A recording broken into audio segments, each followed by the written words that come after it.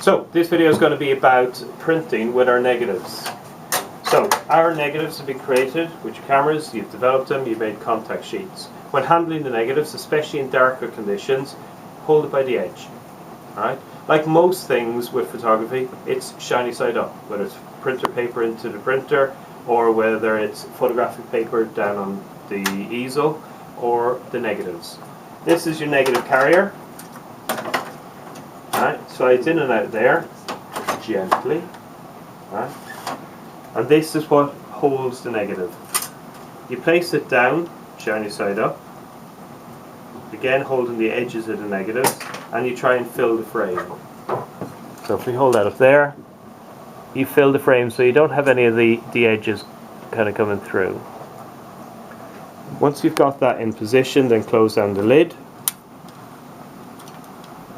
It'll probably move, so you gently just adjust it so it's in there, so you can't see any of the cog holes. So that's ready to go into the enlarger now. You never take the negative carrier out of the enlarger while it's switched on. Like you can see here, it's switched on. What will happen is it will send out excess light, it will go over and it will ruin other pieces of work or a full box of paper. If somebody does foolishly ruin a box of paper, there will be possibly an invoice sent home for it due to the cost. Slides back in, so it's shiny side up, slides back in, the enlarger's in. Please make sure that this arm is facing towards you and that the paper grade setting is set to 2. We don't go into paper grades, it's too complex at this stage. Setting up your easel, so we call this an easel. You haven't used one of these yet. It's got sliding guides along the edge. Before you come into the darkroom, get yourself a piece of paper. It doesn't have to be green, okay? Get yourself a piece of paper 5 by 7. So 5 inches by 7. And you can cut it on the guillotine in the classroom by using the guides on the edge. So you go to the 5 centimeters, trim it down, and then you'll go to one at 7 inches, sorry. So change all that. So 5 by 7 inches. That's the size of photographic paper you're going to be using. Inside in the easel, we come closer and have a look.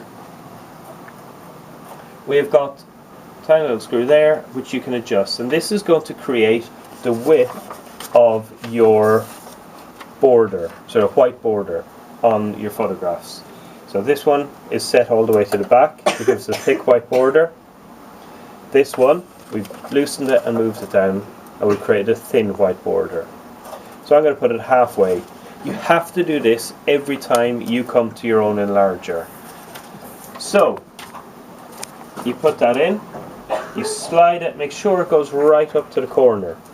Alright, and has to slide underneath the grippy ones there.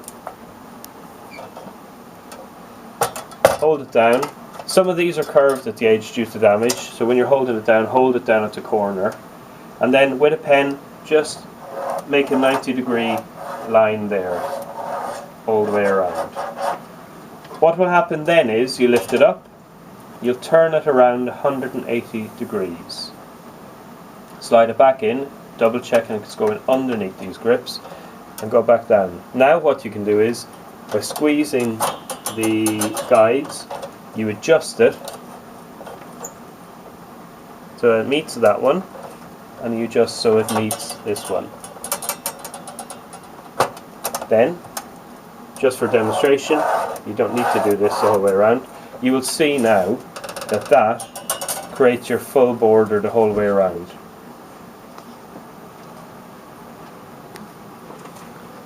Now we know that the inside of this is going to be smaller than 5 by 7, but you need to make sure that you've got the border set up the same for each of your photographs.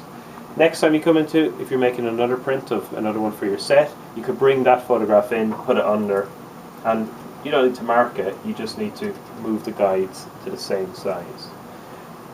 We need to lower this down because we're going to be making a small image. Now I've tried it with the camera, it's too dark in here to be able to project down and to be able to see it. What you need to know for when you're setting up your photograph is that in the dark conditions, so with the safe light on, you need to resize. Make sure you've got it set to 4.5. Okay, so make sure it's set to 4.5 for your aperture. Make sure you've set, because you will need to do a test strip, so you've set that to 5 seconds. But for you to focus, you press the focus wheel. This will shine the light down, and you will resize it using the paddle first of all, and then the focus wheel. What's going to happen now, but you can't see it, is that it's projecting the image down. Then what you're going to do is you're going to use this loop glass. Put it in the center. And what happens here is that you don't have to put your eye right beside it, you put your eye a little further away, and you will use the focus wheel to finally adjust the focus. You know it's focused when looking through this, you'll see a grain in the image. You won't be able to see the image itself, you'll see a part of it, but you'll be able to see a grain, so it's fine dots. Once you've got that, you know that this is focus distance. Double check that the image goes out just off the edge of the border.